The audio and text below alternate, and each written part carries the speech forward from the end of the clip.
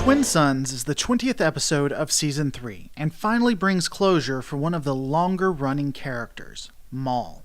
Even though one of the main villains in Episode 1, I always thought Maul wasn't really given enough backstory. He was simply a baddie that killed one of the Jedi and was defeated by Obi-Wan.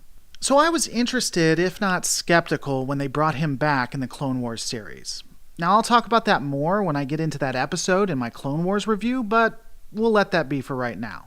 However, since then, Maul has had a very interesting story arc. I will say that I have liked him a lot more in Star Wars Rebel than in Clone Wars. His back and forth with Ezra is very intriguing, and I think that it shows how on edge Ezra really is to the dark side. He was a great recurring villain and was one of the few that the Ghost Crew actually had issues with. When Maul showed up, there were serious impacts and consequences. Hell, as of this video, Tarkin can't even say that. But let's get to the review. The episode begins with the Twin Sons of Tatooine.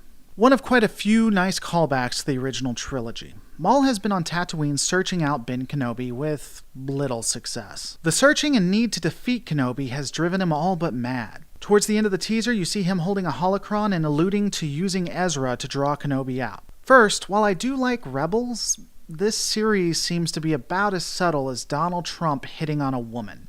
They try to keep some mystique when it comes to using Ezra, but you really see right through it. Honestly, with few exceptions in Clone Wars, they never really get subtlety right. Secondly, Maul's plan is very convoluted.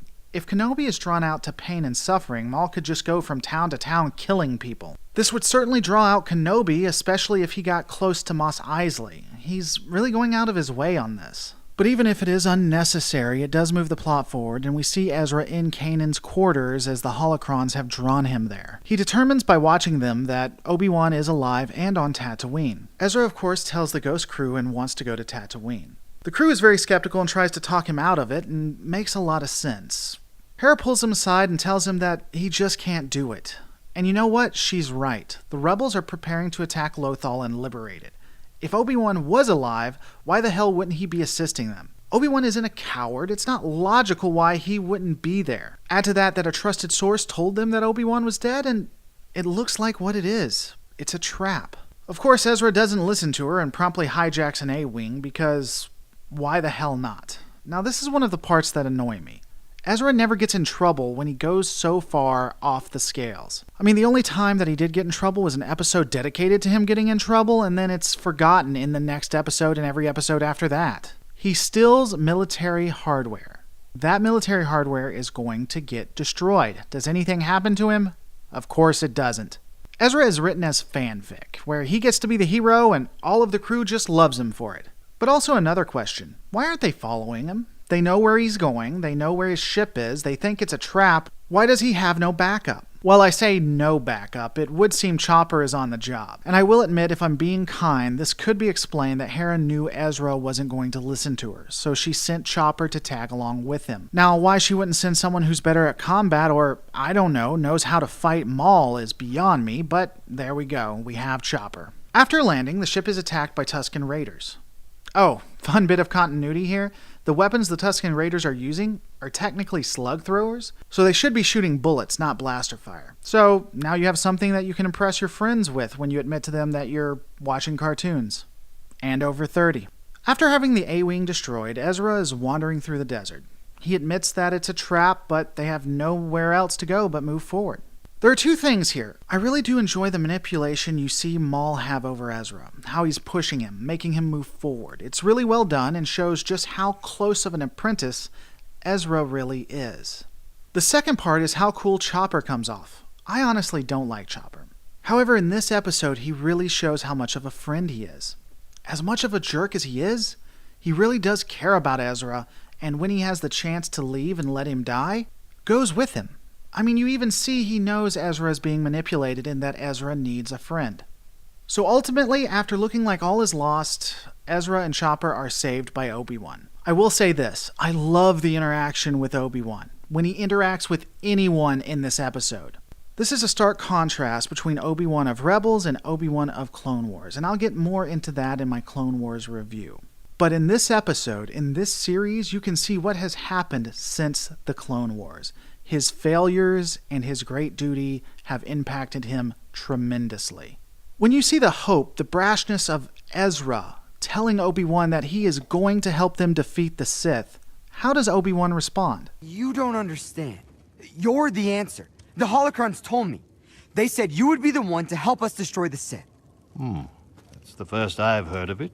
It shows reflection. It shows he knows that he has an impact on the story, but this isn't what it is. And the dialogue only gets better when Maul shows up.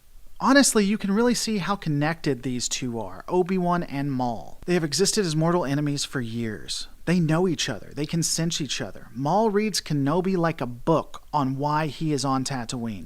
And then, after not wanting to fight Maul, to wanting to stay out of it, when Maul realizes that the Chosen One is on the planet, Kenobi draws his lightsaber. No. Protecting someone.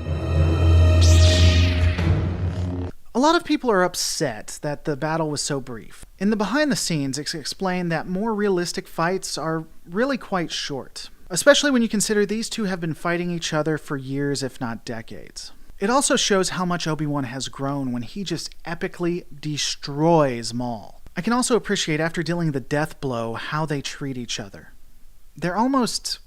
It's like they're friends, but it's more than that. They're not friends, they're still enemies, but they respect each other. Maul asks if the Chosen One is on the planet, and Kenobi admits that it is, and then... Is it the Chosen One? He is. He will avenge us.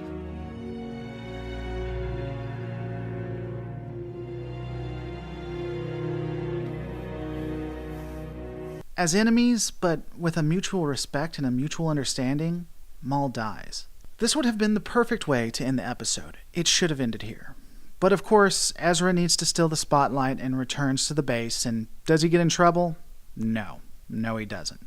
I do appreciate the ending, with Kenobi watching Luke, but honestly, it lost a lot of its impact when they had to go back to Ezra, who of course didn't get in trouble. As a reminder, all scores are based against the series itself, as that's the only way I've ever seen a scoring system be fair. So if we take a look at Twin Suns versus other episodes in the series, I gotta say it's an 8 out of 10. It's an extremely strong episode, indicative of the stronger writing in the third season. The only things, in my opinion, that hold it back is the fact that they did not focus on Maul and Kenobi. They could have really just had it Maul and Kenobi, or if they needed to have Ezra, start with Ezra landing on the planet. Cut out the rest of the manipulation and have a focus first on Ezra and Maul and then on Ezra and Obi-Wan. Expansions in these areas really would have made the episode sing and make it a 10 out of 10. While the other scenes that didn't involve Kenobi and Maul were fine, they really more felt like filler. But that's my opinion on it, guys. What do you think? Let me know in the comments below. Stay tuned for more Rebels and Clone Wars reviews, and I will see you on the next Animated Reviews.